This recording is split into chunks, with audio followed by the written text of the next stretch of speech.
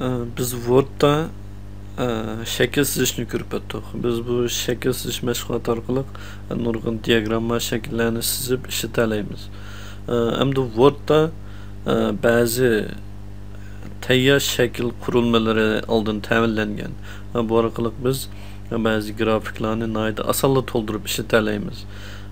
Bu bizga zo'r qulayliklarni olib keldi.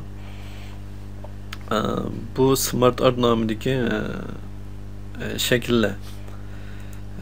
Biz bunu ishlatishni amaliy misollar orqali ko'rib boqaylik.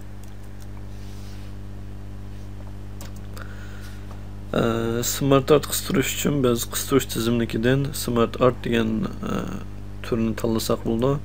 Bunu tanlagandan keyin bizga nurg'un tayyor shakllar berilgan. Biz buning ichidan xohlagan birisini o'zimizning ehtiyojiga asosan tanlab ishlasak bo'ldi.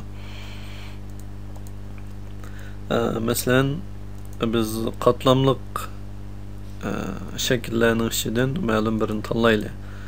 Masalan, buni. Yani bunun orqali biz ma'lum organ yoki shirkatningki tashkiliy qurilmasini chizib chiqalaymiz. Bunu tanladim. Ma'qul knopkasini bosdim. Bu yerda avtomatik chizib berdi. Endi buningki başdagi turga, ya'ni birinchi qatlamga men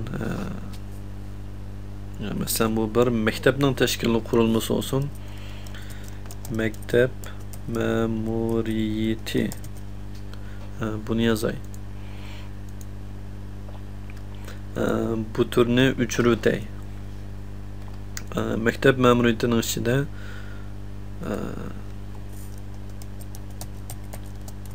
ilmiy bölüm,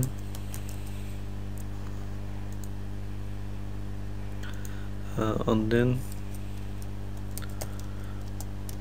maliye bölüm,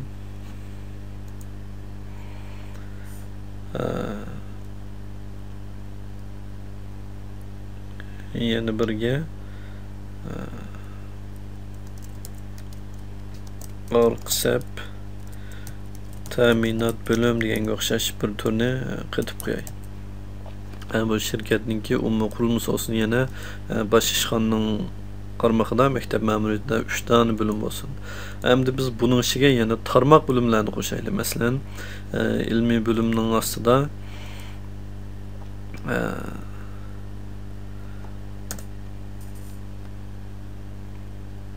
bir tarmoq bölüm bor bo'lsa, biz tab knopkasini bosib buni tarmoq tizimligiga o'zgartirsak bo'ldi. Hozir bu orqisab ta'minotning ostiga kirib qoldi. Shuni biz buni o'chirib o'tib, ilmiy bölümning keyniga bir interni qo'ysak, yana bir tarmoq tizimlik qo'shish uchun yana tab knopkasini bosamiz. Ilmiy bölümning ostiga bir tarmoq bölüm qurildi. Buningkiga ictimai penler o'qitish gruppasi deb yazaylik. Bunun ichida yana ilmiy bölümning ostida tabiiy penler o'qitish gruppasi.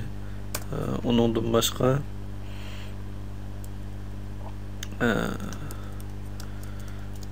güzel sanat,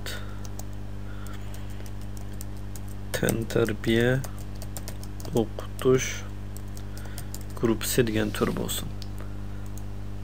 Yani biz bu ilmiy bölümning ostiga yana 3 tane tarmoq tashkiliy qurilmani qo'shdik. Endi biz bularningki yana tekstdagi xosliklarni o'zimiz xohlagan xoslikqa o'zgartirsak bo'ldi. Yani buningki xat nusxasi.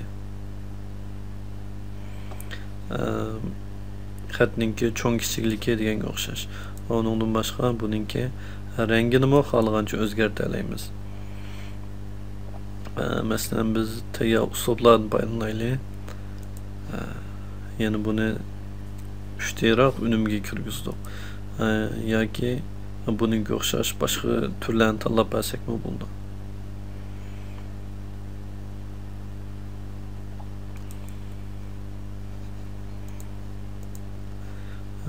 Bununki rengini özgerteyli.